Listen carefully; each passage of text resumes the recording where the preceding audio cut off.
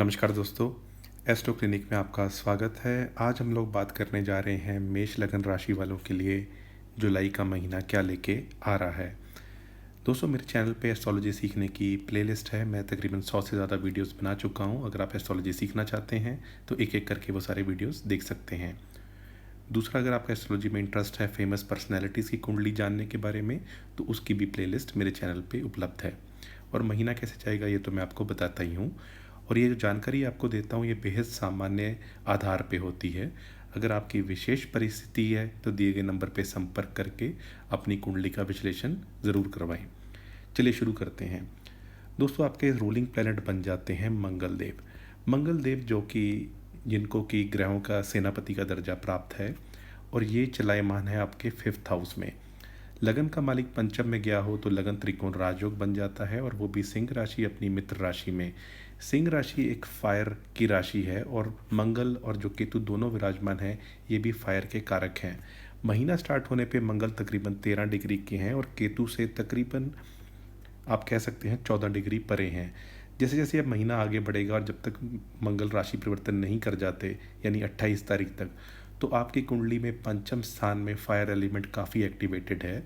यानी आपके संतान के साथ आप अगर पढ़ाई कर रहे हैं तो आपका कंसंट्रेशन, अगर आप हमारी जो बहनें हैं जो प्रेग्नेंट हैं तो स्पेशली इस पीरियड में थोड़ा सा ये ध्यान रखिएगा।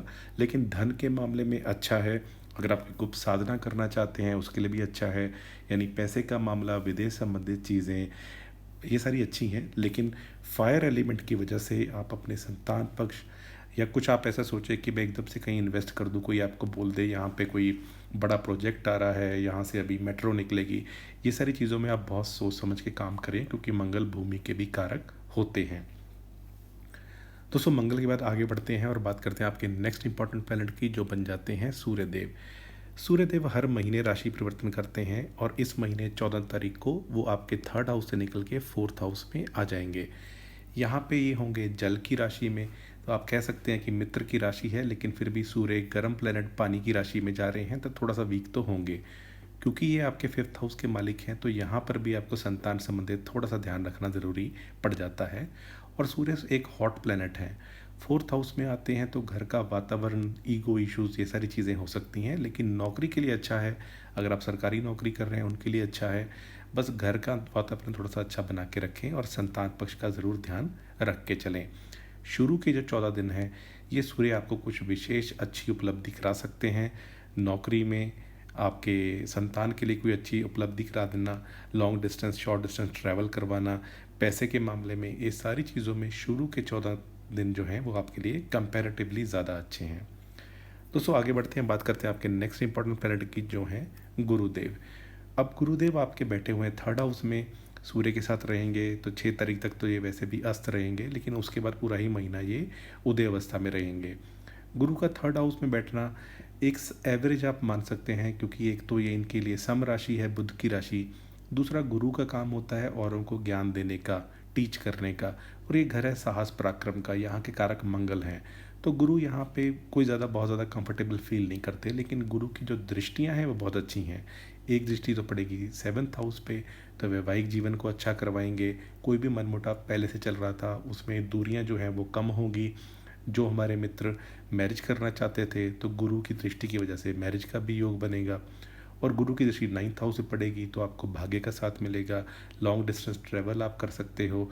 आपके सुपरवाइजर्स का आपको सपोर्ट मिलेगा, फादर की तरफ से भी सपोर्ट मिलेगा। और गुरु की दृष्टि लाभ भाव पे है जहाँ राहु विराजमान है, तो इस दृष्टि की वजह से आपके कोई ना कोई इच्छा पूर्ति होना, कोई विशेष पैसे का आगमन होना, कोई प्रॉपर्टी खरीदे जाना, यानी कोई एक विशेष मान सम्मान उपलब्धि आपको प्राप्त हो सकती है। तो गुरु का गोचर इन सारी चीज़ों की वजह से अच्छा ही है।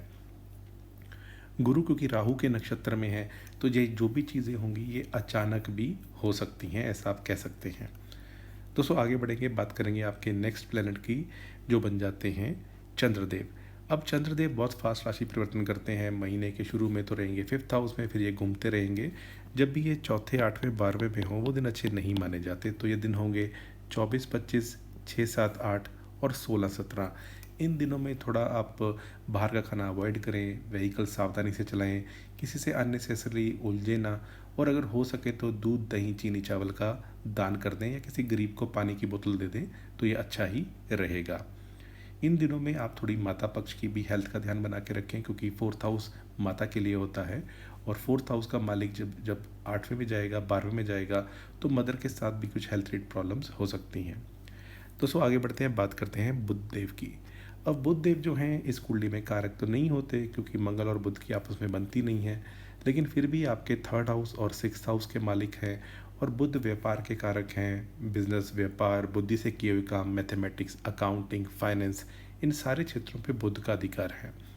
अब बुध फोर्थ हाउस में आके बैठ गए हैं, और ये कभी कभार ऐसा महीना होता है जब बुध राशि परिवर्तन नहीं करते, लेकिन इस महीने 18 तारीख को ये हो जाएंगे वक्री।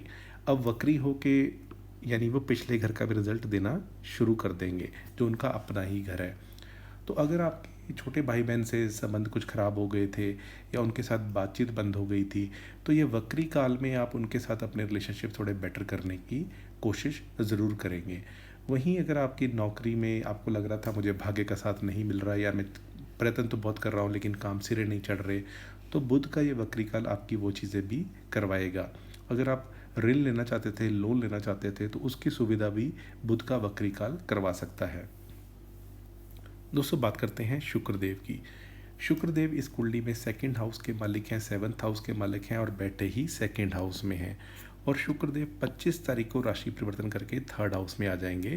थर्ड हाउस जो होता है ये काम त्रिकोण में आता है, तो शुक्र काम वासना के वैसे भी कारक हैं।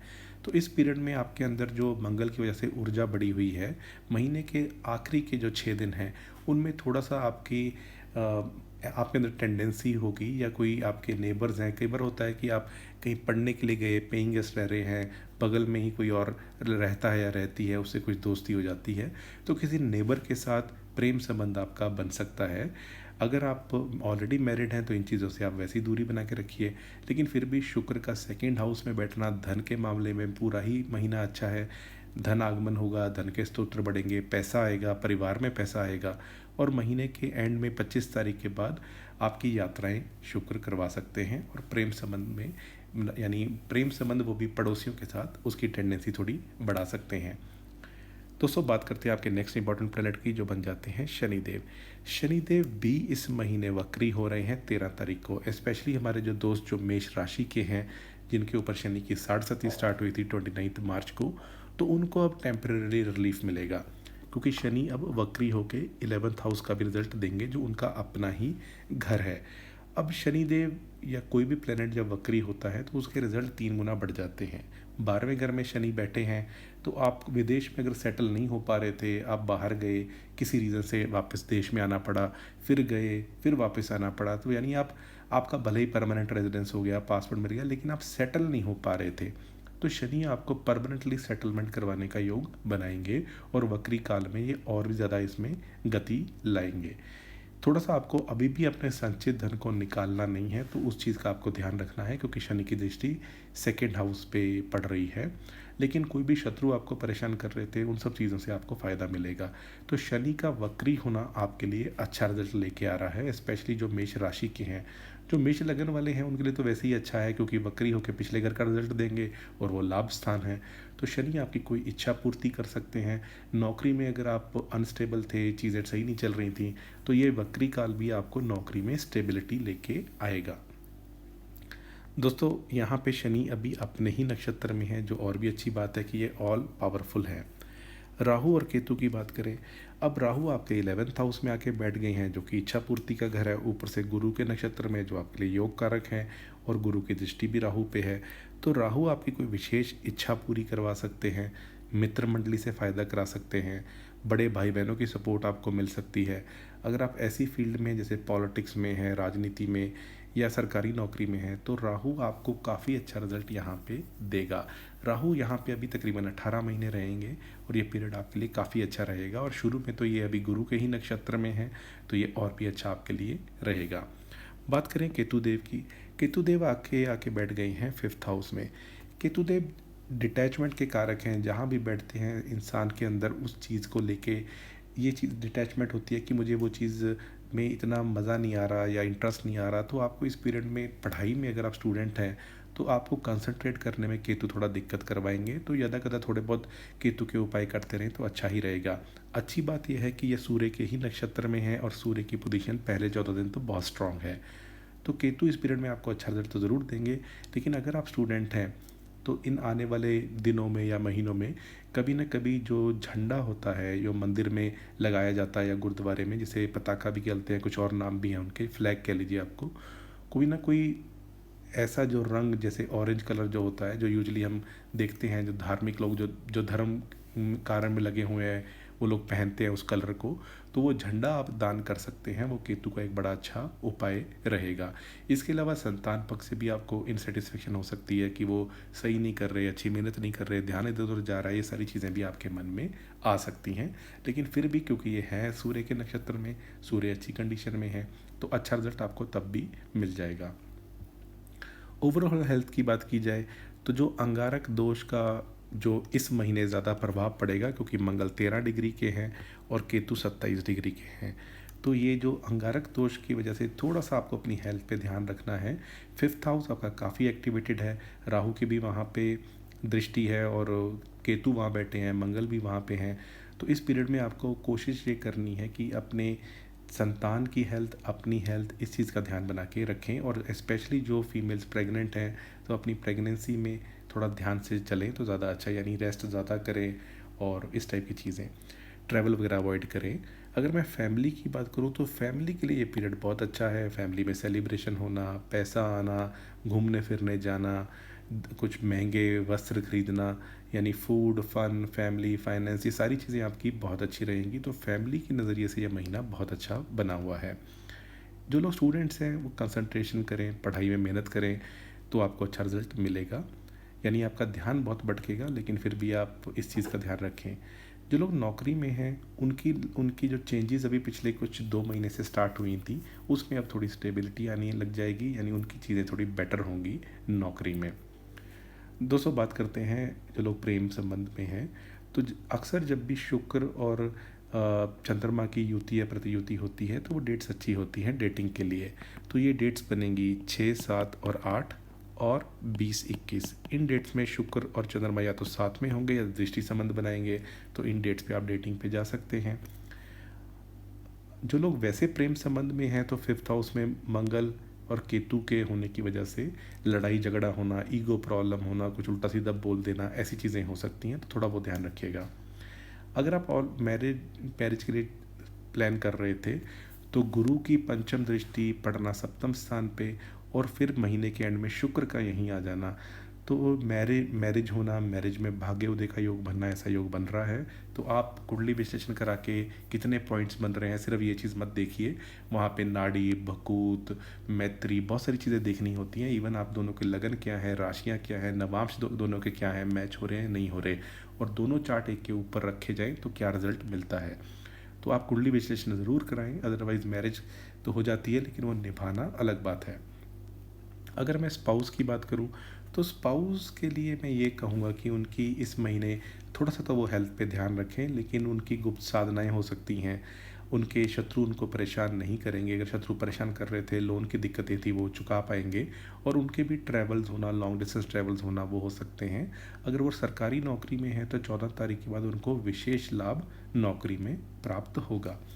ओवरऑल फाइनेंसिस के लिए महीना बहुत अच्छा है। और गेंस के लिए तो मैंने बताया कि राहु का बैठना, शनि का वक्री होना आपकी कोई विशेष इच्छा पूर्ति करवा सकता है। उपाय के तौर पे आप हनुमान चालीसा रेगुलरली करें, ये लगन को स्ट्रॉन्ग करेगा। इसके अलावा आप सूर्य देव को जल चढ़ाना, आदित्य हृदय स्तोत्र करना, गायत्री मंत्र कर सकते हैं। और आप राम रक्षा स्तोत्र करें या ओम नमो भगवते वासुदेवाय नमः या ओम विष्णुवे नमः, ये गुरुदेव के यानी बृहस्पति देव को और भी मजबूती देगा। दोस्तों ये रहा मेष लगन राशि के लिए कैसे जाएगा जुलाई का महीना। अगर आपको वीडियो अच्छा लगा तो इसको लाइक कर दीजिए। मेरे चैनल पे पहली बार आए हैं, चैनल सब्सक्राइब कर लीजिए। आज के लिए इतना ही, आपका बहुत बहुत आभार।